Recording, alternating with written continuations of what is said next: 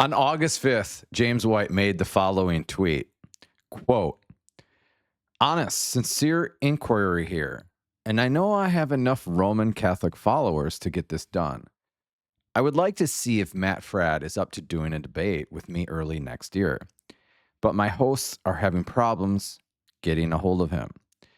Anyone able to hook us up, end quote. I will make the case as to why Matt Fradd should not let this opportunity go for many reasons that could potentially benefit thousands of souls. So, first of all, Matt Fradd, he's a convert to Catholicism. He's an author, speaker, and a podcast host on the channel Pints with Aquinas. He has had people from Dr. Scott Hahn to Father Mike Schmitz to Trent Horn on his podcast. And currently, his channel has nearly 800,000 subscribers and is growing rather fast day by day. Dr. James White is a Christian theologian, apologist, and author known for his deep expertise in Reformed theology, biblical languages, and interfaith debates, 30 of which have been against Catholic apologists such as Jerry Matitix, Father Mitch Pacwa, and Jimmy Akin. But before I get into my reasons as to why this debate between Fradd and White should happen, I want to address the stigma that has been attached to apologetics debates and why certain people, Matt Fradd included, won't even come near them. Inherently, we all know debates are obviously not immoral or imprudent.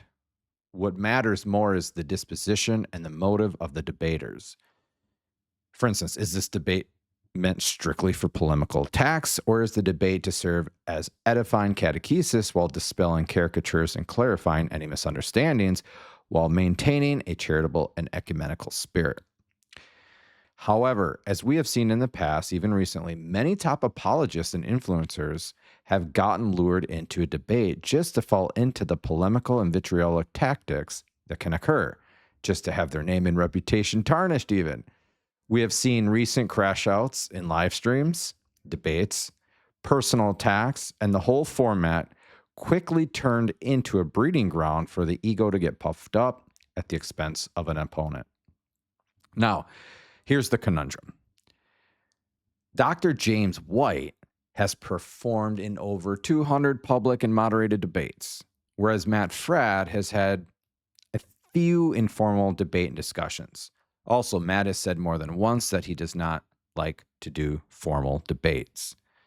Nonetheless, here are the 3 reasons why I think Matt Fradd should debate James White. Number 1, Joe Heschmeyer. Number 2, salvation of souls. And number 3, a big platform for catechesis. You might be wondering what Joe Heschmeyer has anything to do with all of this. Well, back on May 25th of this year, Joe debated Ryan from needgod.net on water baptism. Interestingly enough, I did a pre-debate stream where Joe Heschmeyer came on and crashed my live stream. He came on to justify why he accepted the proposal to debate Ryan, where my viewers and I were skeptical, questioning Joe's motive in such a debate. Here is the clip. Right. Like there's 2 reasons to do a debate at heart. One is to try to persuade the other person, and the other is to try to persuade the people who are watching. And I think realistically, it's probably unlikely that Ryan's going to have some kind of come to Jesus moment where he just says, oh, you know what? I've been totally wrong about X, Y, Z, because so many people have called out his errors for so long. And he just repeats them. And I mean, I've made videos responding to him, and I know a lot of other people have, Catholics, Lutherans, etc. And it's hard to even see how he would reply to those. So he largely just kind of ignores substantial critiques when they're launched his way. You can't do that in a live debate. Like you can't just ignore it the way you can when it's somebody makes a video and you decide just not to reply to it. So I don't know. It'll be interesting to see what he does.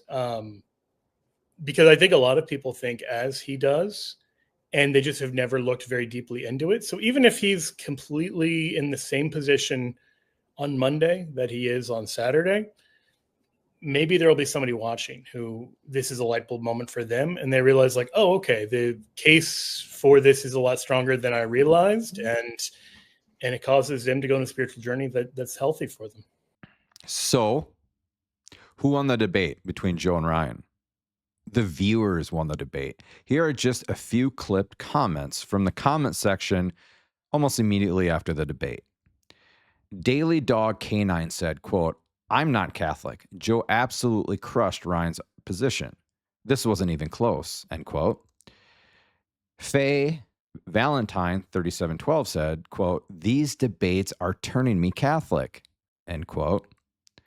Jeremiah Garcia 4228 said, quote, "I'm a Baptist, but wow, very impressed by Joe. This wasn't even close in my estimation," end quote. The comment section was littered with these types of comments, albeit Joe is a great apologist. Nonetheless, the very reason why he accepted the debate offer was manifested in the comments of non-Catholic viewers. I made a video a while back titled, quote, "Has James White really converted thousands to Catholicism?" End quote. You can watch it right here. So many people were making the claim that James White was the best Catholic apologist because of all the people that left Protestantism for Catholicism after watching James White debate many Catholics. I investigated this claim, and it was true then as it was after Joe and Ryan's debate. So here's the question.